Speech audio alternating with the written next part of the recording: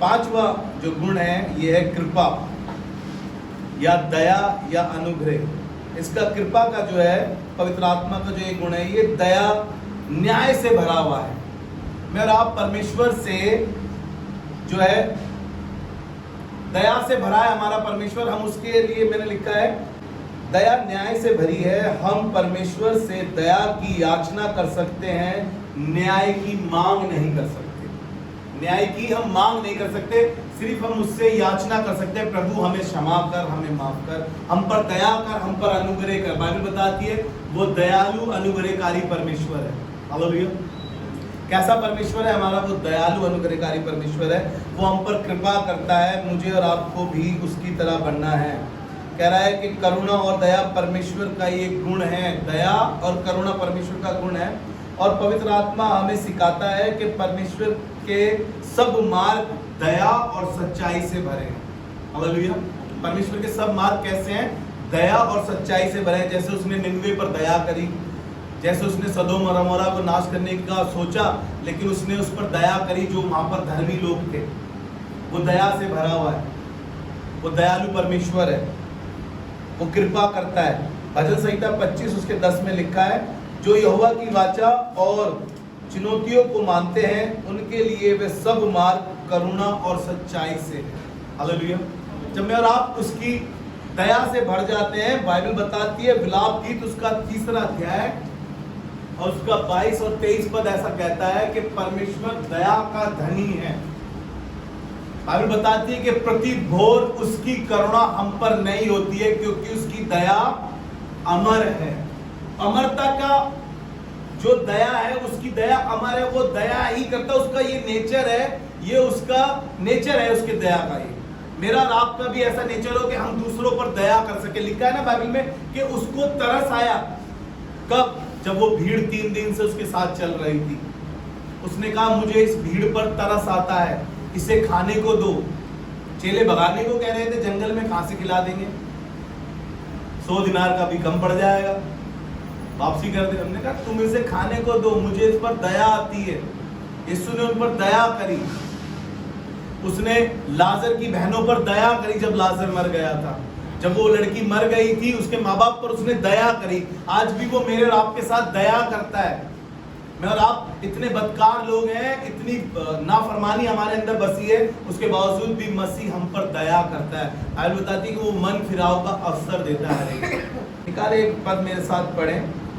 मैं आपको फल का सूत्र बताता हूं कि फलवंत आप कैसे होंगे। उस सूत्र के पास आपको ले चलता हूं। होशे की पुस्तक उसका 14वां अध्याय उसका 8वां पद। जी पढ़ें। एप्रेम कहेगा मूर्तों से अब मेरा और क्या काम। मूर्तों से मेरा क्या काम। एप्रेम कहेगा अब मैं मूर्तों से अपने आप को अलग करता हूँ। जी पढ़ें। मैं उसकी सुनकर उस पर दृष्टि बनाए रखूंगा। मैं उस पे सुनकर दृष्टि बनाए रखूंगा। मैं हरे सनोवर सा हूँ। मैं हरे सनोवर सा हूँ। मुझी से तू फल पाया करेगा। मुझी से तू फल पाया करेगा। हालेलुया। ये फल का सूत्र है जो आपको फल दे सकता है। वो प्रभु यीशु मसीह है जो आपके अंदर पवित्र आत्मा के फल दे सकता है, क्योंकि उसने कहा मैं जाता हूँ, मेरा जाना तुम्हारे लिए अच्छा है, मैं जाऊंगा तो तुम्हें एक सहायक और दूंगा, अर्थात पवित्र आत्मा जो सदैव तुम्हारे साथ रहेगा। और पवित्र आत्मा यूहन्ना 15 अध्याय जब हम पढ़ते हैं, उसके 4थे पद को पढ़ते हैं, हमारे में फल कैसे आएंगे? जब हम खुदावन के साथ बने रहेंगे। ये नहीं कि हम संडे सिर्फ खुदा के साथ बने। अरे मंडे के बाद आपकी लाइफ सैटरडे तक कैसी है? आप कैसी जगहों पर बैठते हैं? आप कैसे लोगों में रहते हैं? आप सोच रहे हैं कि संडे हम इबादत करते हैं और ये 9 फल हमारे अंदर आ जाएंगे। ये कोई वो थोड़ी है अमरूद, ये कोई सेब थोड़ी है, ये कोई पपीता थोड़ी है, ये कोई खरबूजा थोड़ी है जो आपके अंदर आ जाएंगे। आप सोच रहे हैं कि जाके बाजार से खरीद लाएंगे। फलों की बात कर रहे हैं भैया। अरे मैं उन फलों की बात नहीं कर रहा हूं जो बाजार में बिकते हैं। आप ये फल पैसे देकर नहीं खरीद सकते। पवित्र आत्मा का ये दान है, सॉरी ये पवित्र आत्मा के फल है। ये आप इसे देकर नहीं खरीद सकते पैसे। ये तो जब यीशु चाहता है उस पर पवित्र आत्मा आता है, वो अपने फलों से भरता है, क्योंकि फलों का सूत्र प्रभु यीशु मसीह। उसने कहा है यूहन्ना 15 अध्याय उसके 4थे पद में। जी पढ़े। तुम मुझ में बने रहो तुम मुझ में बने रहो और मैं तुम में, और मैं तुम में। जैसे डाली यदि दाखलता में बनी ना ध्यान से रहे। सुनिएगा, प्रोसीजर सुनिएगा फलवंत होने का। इस वर्ष में एक प्रोसीजर लिखा है कि फलवंत कैसे होगा। जैसे डाली यदि दाखलता में बनी ना रहे, यदि डाली दाखलता में बनी ना रहे, तो अपने आप से नहीं फल सकती। वो अपने आप से फल नहीं लगता उसमें। मैंने सोचा एक आम का पेड़ लगाया और एक डाली तोड़ी, उसमें से काट दिया उसको, और उसको सोचा कि मैंने यार उसको अपने घर में रख लेता हूँ, उसमें आम आ जाएंगे। नहीं, वो कह रहा है यदि डाली दाखलता में बनी नहीं रहेगी तो वो अपने आप से फल नहीं ला सकती। इसका मतलब जब तक मैं और आप यीशु के साथ बने नहीं रहेंगे, यीशु के साथ अपनी लाइफ को नहीं बिताएंगे, यीशु के साथ नहीं चलेंगे, तो मुझ में और आप में ये फल दिखाई नहीं देंगे। लेकिन फल दिखाई देंगे कैसे? आगे लिखा है जी, पढ़ें। वैसे ही तुम भी यदि मुझ में बने ना रहो, यदि तुम मुझ में बने ना रहो तो नहीं फल सकते। तो नहीं फल सकते। मैं दाखलता हूँ, मैं दाखलता हूँ, तुम डालियाँ तुम हो। डालियाँ हो। जो मुझ में बना रहता जो है, मुझ में बना रहता है और मैं उसमें, और मैं उसमें, वह बहुत फल फलता वे है। बहुत फल फलता है। हालेलुया। फल का सूत्र मैंने आपको बता दिया कि आप कैसे फलवंत होंगे। होशे की पुस्तक में कहने लगा कि तू मुझी से फलवंत होगा, और यूहन्ना में कह रहा है तुम मुझ में बने रहोगे तो बहुत सा फल लाओगे। मैं और आप इन 9 फलों को चाहते कि मेरे और आपके जीवन में दिखाई दे, तो मुझे यीशु के साथ बने रहना पड़ेगा। हालेलुया।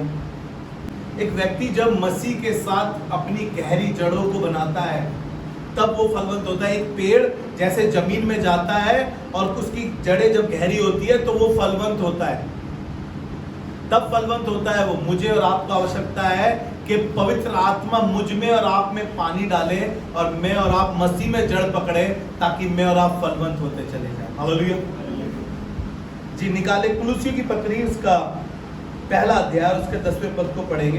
ताकि तुम्हारा चाल चलन, ताकि तुम्हारा चाल चलन प्रभु के योग्य हो। ध्यान से सुनिएगा, हमारा चाल चलन कैसा है? यानी कि कुछ खराबी है, कुछ गलत संबंध में है, कुछ गलत रिश्तों में है, कुछ गलत कामों में है, कुछ गलत चीजों में है हम। इसलिए कह रहा है कि तुम्हारा चाल चलन कैसा हो? प्रभु के योग्य हो। प्रभु के योग्य हो, और वह सब प्रकार से प्रसन्न हो, और परमेश्वर तुमसे सब प्रकार से प्रसन्न हो, और तुम में हर प्रकार के भले कामों का फल लगे। हालेलुया। तुम में हर प्रकार के भले कामों का फल लगे, और तुम परमेश्वर की पहचान में बढ़ो। और तुम परमेश्वर की पहचान में बढ़ते चलो। पता है कैसे होगा? हमें अपना चाल चलन सीधा करना पड़ेगा, अपनी दोस्ती बदलनी पड़ेगी, उस संगति से बाहर आना पड़ेगा, उन जगहों से हमें निकलना पड़ेगा, तब हम मसीह में फलवंत बन सकते हैं और मसीह के हर प्रकार के फल मुझ में और आप में दिखाई देंगे। हालेलुया। मैं प्रभु का धन्यवाद करता हूँ कि वो हमें अपने फलों से भरेगा जब हम अपना चाल चलन सही करेंगे। चलिए मैं आपको छठे फल की तरफ, उसके छठे पवित्र आत्मा का जो गुण है छठा, उसकी तरफ लेकर चलता हूँ। पवित्र आत्मा का जो छठा गुण है वो है भलाई। हालेलुया। भलाई हम करते ही नहीं। भलाई करना हमें अच्छा नहीं लगता, हम मुंह फेर लेते हैं ना हमेशा भलाई के नाम से। तो परमेश्वर का वचन हमें भलाई करना कैसे सिखाता है पता है? याकूब की पत्री उसका 4था अध्याय पर उसके 17 पद को जब हम पढ़ते हैं, याकूब की पत्री उसका 4था अध्याय उसका 17 पद, वहां पे लिखा है यदि तुम भलाई करना जानते हो, यदि तुम भलाई करना जानते हो और नहीं करते तो तुम पाप करते हो, पापी हो तुम। और मुझे लग रहा था कि यार चोरी करना पाप है, मुझे लग रहा था कि यार झूठ बोलना पाप है, मुझे लग रहा था यार गलत संबंध में जाना पाप है। वो कह रहा है तुम तो भलाई करना नहीं, तुम भलाई करना जानते हो और नहीं करते तो भी तुम बेटा पापी हो। तुम्हें मदद करनी थी, तुम मदद कर सकते थे उसकी, तुम उसकी सहायता कर सकते थे, तुम उसके साथ भलाई कर सकते थे, लेकिन तुमने करी नहीं। तुम खुदा की नजर में पापी ठहरे। देखिएगा, आपके पास कोई आपका दोस्त आया था कि आप उसके साथ भलाई करेंगे, आप कर सकते थे, आप में क्षमता थी, लेकिन आपने क्या करा? यार मैं तो बड़ा खुद परेशान। आप पापी ठहर गए खुदा के साथ, क्योंकि आप जानते थे भलाई करना लेकिन आपने की नहीं है। और वो कह रहा है कि ये भलाई का फल तब आएगा जब आप भलाई के काम करोगे। कैसे करोगे? मत्ती 5 उसके 16वें पद में लिखा है, इसी प्रकार तुम्हारा उजियाला मनुष्य के सामने चमकेगा कि वह तुम्हारे भले कामों को देखकर तुम्हारे पिता की जो स्वर्ग में है बढ़ाई करे। हालेलुया। हमारे भले कामों को देखकर, जब हम भले काम करेंगे तब हमारे अंदर ये भलाई का फल आएगा और हमारे भलाई करने से आसमान में खुदा की बड़ाई की जाएगी। जब आप किसी की मदद कर देंगे, किसी की सहायता कर देंगे, किसी के लिए दुआ करने चले जाएंगे, किसी के साथ खड़े हो जाएंगे, उसकी मुसीबत में, उसकी परेशानी में खड़े हो जाएंगे, आप उसके साथ भलाई कर रहे हैं और वो बंदा देखकर कहेगा यार इनका परमेश्वर अच्छा है, ये किस परमेश्वर की इबादत करते हैं। तब आपके जीवन में ये फल दिखाई देगा। जिस दिन आपको लगे आपने किसी की भलाई करी है, आप समझ लीजिएगा आपका मन बड़ा उछल रहा है कि मैं इसकी मदद करूं, यार कैसे करूं, मुझ पे पैसे नहीं है लेकिन मैं मदद करना चाहता हूं, मैं कैसे करूं। आसमान का खुदा आपके लिए इंतजाम करेगा और आप उसकी मदद करने पाएंगे। समझ जाना कि परमेश्वर ने आपको भलाई का वरदान दिया और ये भलाई का फल आपके अंदर दिया। बाइबल में लिखा है यदि भलाई का काम करते हो तो वह भलाई आपके पास लौट कर आएगी। मैं लिखने लगा था ऐसे ही कुछ, तो लिखा है कि यदि हम भलाई का काम करते हैं तो वह भलाई लौट कर हमारे पास आएगी और बेहतर रूप में प्रतिफल लाएगी। बेहतर रूप में प्रतिफल लाएगी। अक्सर मैं राखी बात करते हैं कि यार हम तो अपना काम करेंगे, जो हमारा कर्तव्य है, जो हमारा कार्य हम वो करेंगे, बाकी परमेश्वर जाने। किसी ने कहा है भलाई कर, नेकी कर और दरिया में डाल दे, है ना।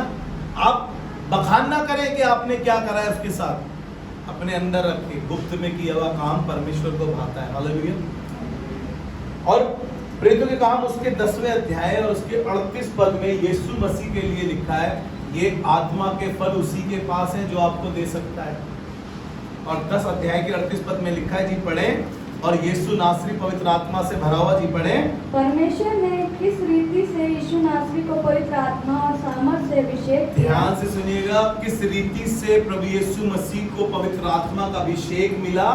वह भलाई करता और सबको जो शैतान, वो भलाई करता और जो शैतान के सताए हुए थे सबको अच्छा करता, सबको अच्छा करता फिरता रहा। हालेलुया। क्योंकि परमेश्वर उसके साथ, क्योंकि परमेश्वर उसके साथ। यीशु मसीह भलाई करता फिरा। पतरस तेरी सांस बुखार में, चल चंगाई कर दे, चल। लाजर मर गया, चलो जिंदा कर देते। भलाई करता रहा वो। लोग 3 दिन से भूखे, उन्हें खाने को दो, वो भलाई करता फिरता रहा उनके साथ। अरे विधवा का बेटा मर गया है, उसने भलाई कर दी उसके साथ। आपको मालूम है यीशु मसीह भलाई से भरा हुआ था और वो भलाई करता फिरता रहा। हालेलुया। चलिए 7वां पवित्र आत्मा का जो फल है उसके गुण की तरफ आपको ले चलता हूँ, जो विश्वास है। हालेलुया। ये बाइबल में एक व्यक्ति के लिए शुरुआती एक फल है जो भाई साहब सिखाते हैं, चर्च में समझाते हैं, सिखाते हैं कि देखो खुदा पर विश्वास रखो। जब प्रार्थना करते हैं विश्वास रखो, प्रार्थना की गई है तुम्हारे लिए। विश्वास के द्वारा बाइबल में लिखा है कि धर्मी जन की प्रार्थना से रोगी बच जाएगा, विश्वासी जन की प्रार्थना से रोगी बच जाएगा। और लिखा है कि विश्वास का जो फल है, हमारा जो विश्वास है हमें ये क्या करता है, इस संसार में, इस जगत में जय प्राप्त करने के लिए दिया है। जब हमारा विश्वास बढ़ता है हम अपने विश्वास के द्वारा इस संसार पर जय प्राप्त करते हैं। और निकाले बाइबल वर्स निकाल के पढ़ें, लूका उसका 7 अध्याय उसके पहले पद से 10 पद तक मैं आपको बताता हूँ। एक सूबेदार यीशु मसीह के पास आया जो ऊंची पोस्ट पर था, अच्छा था। उसका एक सेवक बीमार था और यीशु के पास आया और यीशु से कहने लगा कि चल मेरा सेवक बीमार है।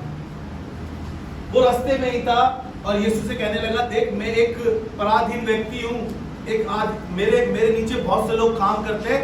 मैं एक से कहता हूँ जा तो वो जाता है, दूसरे कहता हूँ आ तो वो आता है। तू कह देगा तो मेरा सेवक चंगा हो जाएगा, तू कह देगा तो मेरा सेवक चंगा हो जाएगा। बाइबल में लिखा है यीशु ने कहा कि ऐसा बड़ा विश्वास मैंने कहीं नहीं देखा। वो स्त्री जिसको 12 वर्ष से लहू बहता था, मरकुस 5 अध्याय 25 पद से पढ़ रहा हूं। मरकुस 5 उसका 25 से 34 तक का इसका जिक्र है। वो स्त्री जिसको 12 वर्ष से लहू बहता था, वो कहती थी मैं यीशु के दामन को छू लूंगी तो मैं चंगी हो जाऊंगी। लेकिन एक दिन भीड़ में उसने यीशु के दामन को छू लिया। यीशु जान गया मुझ में से सामर्थ निकली है, और यीशु ने पूछा किसी ने मुझे छुआ है? और लोग कहने लगे कि भीड़ की भीड़ तेरे ऊपर गिरती है और तू कहता है किसी ने छुआ है। उसने कहा मुझ में से सामर्थ निकली है। तब स्त्री जान गई कि उसको पकड़ने का वो कहीं पकड़ी ना जाए, तो उसने कह दिया कि मैंने छुआ है। यीशु ने कहा कि जा, तेरे विश्वास ने तुझे चंगा किया। हालेलुया, तेरे विश्वास ने तुझे चंगा किया है। ये विश्वास का फल जब हम में आएगा तो हम अद्भुत कामों को होते हुए देखेंगे अपनी लाइफ में। वो कनानी स्त्री 15 अध्याय उसका, मत्ती का 15 अध्याय और उसके 22 पद में लिखा है, ये कनानी स्त्री थी और इसकी बेटी में दुष्ट आत्माएं थी। ये यीशु के पास आके कहने लगी कि मेरी बेटी पर दया कर। यीशु ने कहा कि मैं यहूदियों को छोड़ और किसी के लिए नहीं आया हूं।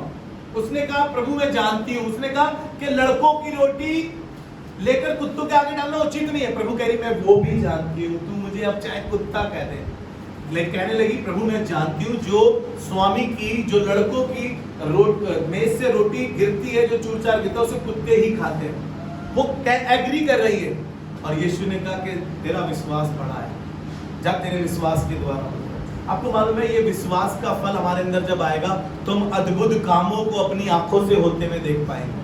लेकिन हम विश्वास ही नहीं करते। हम तो कहते थे यार प्रार्थना तो करके गए थे रविंदर भैया, अभी तक कुछ हुआ नहीं। मैंने भी प्रार्थना करी, मेरी भी प्रार्थना से कुछ नहीं हुआ। चर्च बदल लेते हैं, पादरी बदल लेते हैं, है ना। अरे तुम्हारे विश्वास के द्वारा तुम चंगे होते हो। उस स्त्री से कहा कि तेरे विश्वास के द्वारा चंगा हुआ है। उस सूबेदार से कहा कि तेरा विश्वास बड़ा है।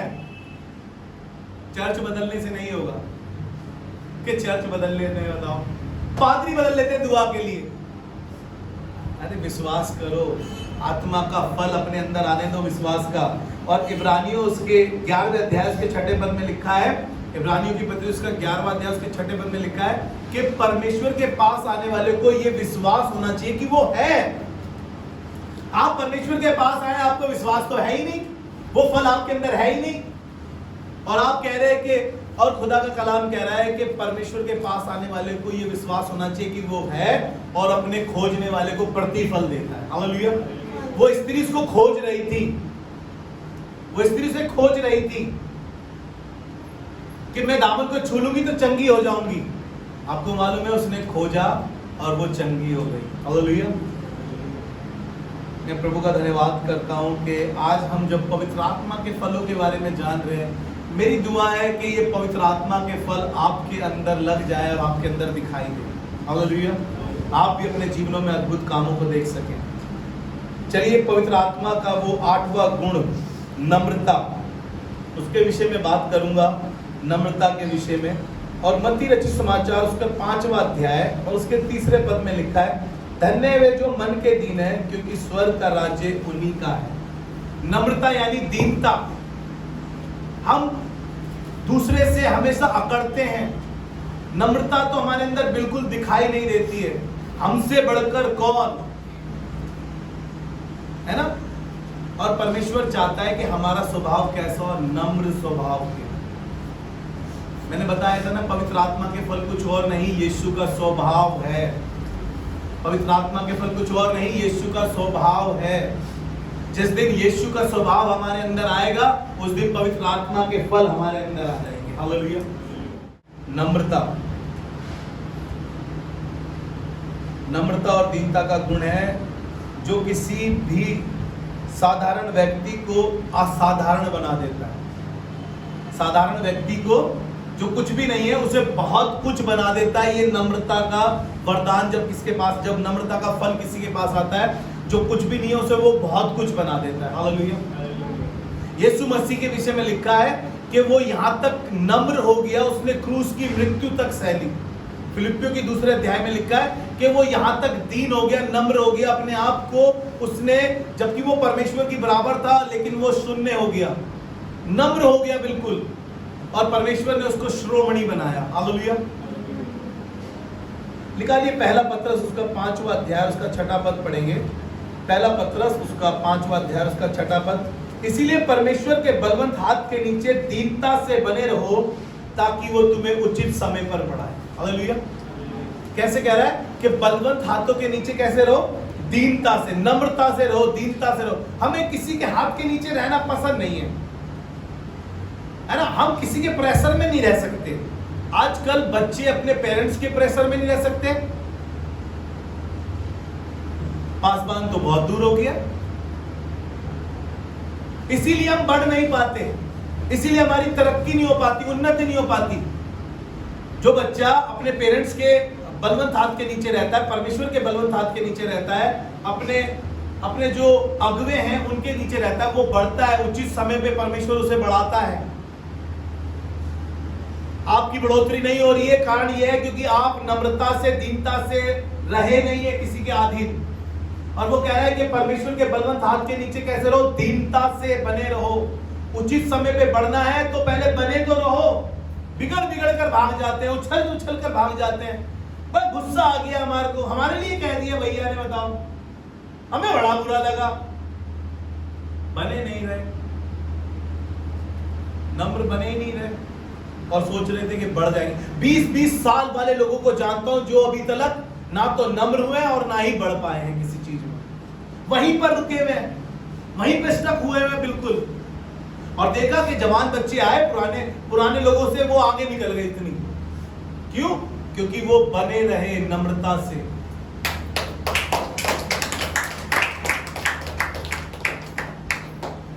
निकालिए 29 मत्ती रचित समाचार उसका 11वां अध्याय, मत्ती रचित समाचार उसका 11वां अध्याय और उसका 29 पद। यहाँ पर यीशु ने कहा, देखो हमारे को और आपको सीखने के लिए कह रहा है। यीशु मसीह कहने लगा, बड़ा फेमस पद है।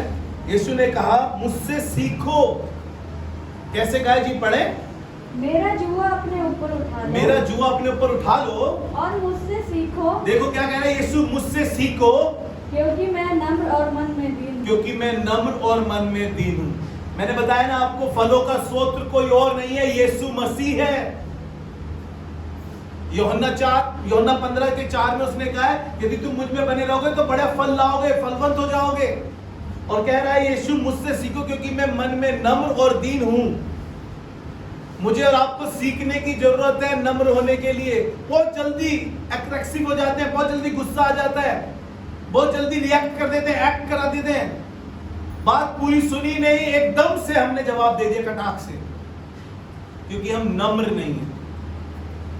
जिस दिन हमारे अंदर ये 8वां फल दिखाई देगा, उस दिन समझ जाइएगा यीशु से आप सीखने लगे, यीशु से आप सीखने लगे। आपको सीखने की जरूरत है, मुझे सीखने की जरूरत है, ताकि मुझ में और आप में ये फल दिखाई दे सके। हालेलुया। इसलिए मैं आपको आखिरी और उस नवे फल की तरफ ले चलता हूं, जो परमेश्वर का वो पवित्र आत्मा का वो फल का वो नवा गुण जो है संयम, यानी कि सेल्फ कंट्रोल, आत्म संयम, जो किसी में नहीं होता। मेरे लिए भी बड़ा मुश्किल हो जाता है कई बार, और मैं फिर सोचता हूँ प्रभु नहीं, ये फल मुझ में तूने दिया है। असंयमी हो जाते हैं हम, एकदम से बिखर जाते हैं, कोई कंट्रोल ही नहीं है हमारे ऊपर। किसी भी प्रकार का कंट्रोल आप ले सकते हैं, चाहे आप मोबाइल में गंदी चीजें देखते हो, आप देखते ही चले जाते हैं, देखते ही चले जाते हैं। आप गलत संबंध में हैं, गलत काम कर रहे हैं, आप करते ही चले जाते हैं, करते ही चले जाते हैं, क्योंकि आपके पास ये सेल्फ कंट्रोल वाला ये फल आपके पास है ही नहीं। ये फल आएगा कैसे हमारे पास? हम कैसे, किसी ने एक गाली दे दी तो भाई साहब हमने तो पीएचडी कर रखी है, फंस गए बेटा, अब तुम गए बेटा काम से, अब हमारी सुनो। और तुमसे खतरनाक, तुमसे ज्यादा और तुमसे फास्ट देखो कैसे देते हैं अब हम, बेटा फंस गए अब तुम हमारे जाल में, क्योंकि हम तो पीएचडी करे हुए लोग हैं इनमें, गाली देने में बर्दाश्त ही नहीं है हमारे से। किसी ने एक लगा दिया तो भाई साहब हमारे हाथ में कौन सा दही जम रही है, हमने तो 10 लगा दिए एक बारी में। सेल्फ कंट्रोल है ही नहीं। कोई एक बुराई कर रहा है, बेटा कोई बात नहीं, अब नंबर हमारा है, हम 10 जनों से 10 जगह बुराई करेंगे, 10 बार तेरी, और कर ले, क्या करेगा? हमारे पे संयम नहीं है ना।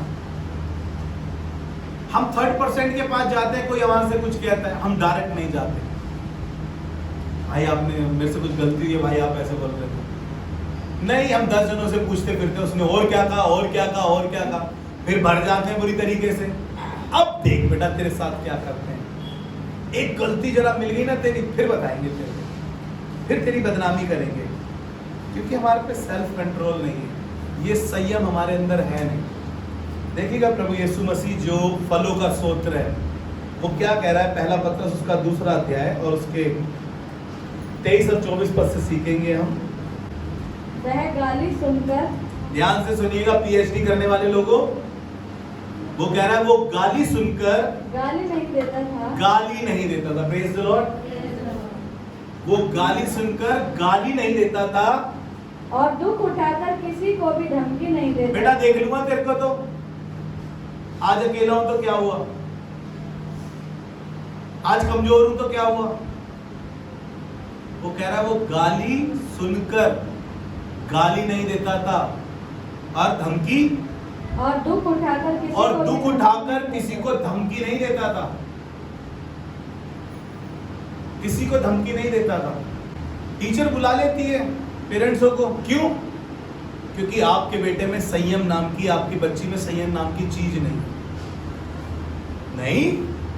पवित्र आत्मा के फल है, चर्च जाती है, अरे ये क्या कह रहे हो आप, उसमें तो बिल्कुल ही संयम नहीं है। वो तो हर किसी से लड़ाई करती है, क्लास में हर किसी से लड़ाई करता है वो तो, क्यों? पेरेंट्स की बेइज्जती कराने के लिए। आपने अपने अंदर संयम रखा नहीं है। आप चर्च में बड़े होली हैं,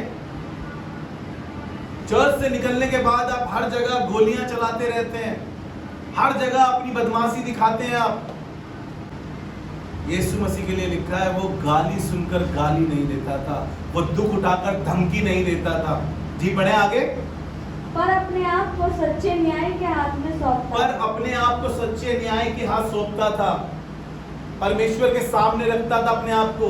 जब उसके हाथ पैरों में कीलें ठोकी जा रही थी, जब उसको क्रूस पे लटकाया जा रहा था, जब लोग उसकी दाढ़ी नोच रहे थे, जब उसके लिए चिट्ठियां डाली जा रही थी उसके कपड़ों के लिए, मालूम है आपको वो क्या करता? अगर वो चाहता तो स्वर्ग में आदेश देता और स्वर्गदूत आके सबकी पिटाई कर सकते थे, और जितने सैनिक भी थे उससे कहीं अधिक स्वर्गदूत बुला सकता था। लेकिन वो मेरे और आपके लिए सब कुछ सहता गया संयम के साथ, ताकि मैं और आप परमेश्वर से मेल मिलाप कर सकें, ताकि वो पवित्र आत्मा के फल मुझ में और आप में दिखाई दे सके। अपने अंदर ये फल आने दीजिए, ताकि आप परमेश्वर की तुलना, आप परमेश्वर क्या चाह रहा है कि आपको पता है, वो बाइबल बताती है कि वो आशा भरी दृष्टि से परमेश्वर के पुत्रों की बाट जो रहा है। कोई और यीशु निकल कर आए, किसी का स्वभाव और परमेश्वर की तरह हो सके, कोई और बदल के सामने आ सके, कोई और सच्ची तरीके से इन फलों को अपने अंदर रख सके। मैं और आप जब पवित्र आत्मा के फलों के बारे में सीख रहे हैं, और मेरा विश्वास है कि आज पवित्र आत्मा मुझे और आपको अपने फलों से भरा। हालेलुया। यीशु के विषय में लिखा है, जब वो गाली सुनकर गाली नहीं देता था, मैं और आप कोशिश करें, जब वो दुख उठाकर धमकी नहीं देता था। कई बार आपको दुख उठाना पड़ सकता है, आपकी गलती नहीं होगी, आपकी गलती शायद ना हो, उसके बावजूद भी यीशु की कोई गलती नहीं थी। बाइबल बताती है वो सब बातों में परखा गया तो भी निष्पाप नहीं। चुप रहिए, खामोश रहिए, अपने आप को सच्चे न्याय के हाथों में सौंपे। आइए दुआ करें। खुदावन हम धन्यवाद करते हैं पवित्र आत्मा आज की अच्छी इबादत के लिए, इन तमाम लोगों के लिए जो खुदावा आप मुझे मिलाकर यहाँ पर हैं प्रभु, ये आत्मा के फल हम में दिखाई दे सके प्रभु। प्रेम, आनंद, धीरज, कृपा, भलाई, शांति, विश्वास, नम्रता और संयम, प्रभु ये फल हमारे अंदर लद जाए प्रभु। हमारी मदद कर प्रभु, पवित्र आत्मा हमारे अंदर आ कि हम यीशु से वो प्यार कर सके जैसा तू करता है। पवित्र आत्मा, हम जानते हैं पवित्र आत्मा जब तक तू हमारे अंदर नहीं आएगा, हम यीशु से वो मोहब्बत नहीं कर पाएंगे, क्योंकि तुझसे बढ़कर यीशु से मोहब्बत कोई नहीं करता। पवित्र आत्मा, हमें तेरी आवश्यकता है ताकि हम यीशु से मोहब्बत कर सकें। सारा आदर महिमा आपको देते हैं प्रभु, इज्जत जलाल आपको देते हैं प्रभु, और दुआ को यीशु क्रिस्त के नाम से मांगते हैं। और सब ने मिलकर बोला आमीन।